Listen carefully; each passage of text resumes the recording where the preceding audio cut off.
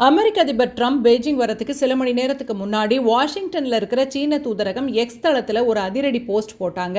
அதுல அமெரிக்கா தாண்டக்கூடாத 4 சிவப்பு கோடுகளை தனித்தனியா லிஸ்ட் பண்ணியிருக்காங்க. அது என்னன்னு இப்ப பார்க்கலாம். முதலாவது தாய்வான் விவகாரம். சீனாவுக்கு இருக்கிற மிக முக்கியமான கோர் ஏரியா இதுதான். சமீபத்துல ட்ரம்ப் அரசு தைவானுக்கு $11 பில்லியன் மதிப்புள்ள ஆயுதங்களை விற்க ஒப்பந்தம் பண்ணியிருந்தாங்க. இதை கடுமையா எதிர்க்கிற சீனா அமெரிக்கா தைவானுக்கு ஆயுதம் தரத உடனே நிறுத்தணும், இதுல தலையிடக்கூடாது அப்படின்னு முதல் கோடு போட்டிருக்காங்க.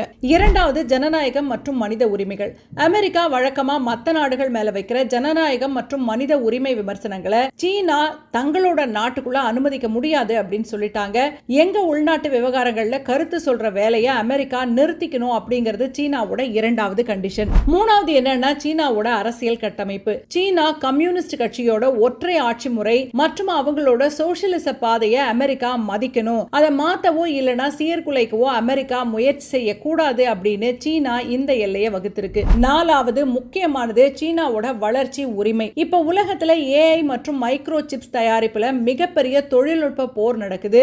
அமெரிக்கா சீன தொழில்நுட்ப நிறுவனங்கள் மேல விதிக்கிற தடைகளையும் பொருளாதார கட்டுப்பாடுகளையும் சீனா கடுமையா எதிர்க்குது. எங்களோட பொருளாதார வளர்ச்சியை தடுக்க பார்க்காதீங்க அப்படின்னு சொல்லி இருக்கிறாங்க. சரி, இதுக்கு ட்ரம்ப் என்ன சொன்னார் தெரியுமா? சீனா போறதுக்கு முன்னாடியே தைவான் விவகாரம் எப்பவுமே எங்க டாப் அஜெண்டாவில் இருக்கும், தைவானுக்கு ஆயுதம் விற்க கூடாதுன்னு அதிபர் ஜி ஜின்பிங் ஆசைப்படுறாரு, அதனால இத பத்தி நான் அவர்கிட்ட நேர்ல பேசுவேன் அப்படின்னு ட்ரம்ப் மாசா பதில் சொல்லியிருக்காரு. இந்த உச்சி மாநாடுல என்ன நடக்க போகுது, நீங்க என்ன நினைக்கிறீங்க? ட்ரம்ப் சீனா சொல்றத கேட்பாரா இல்லனா சீனாவில் போய் அவரோட கருத்துக்களை தான் வலியுறுத்துவாரா?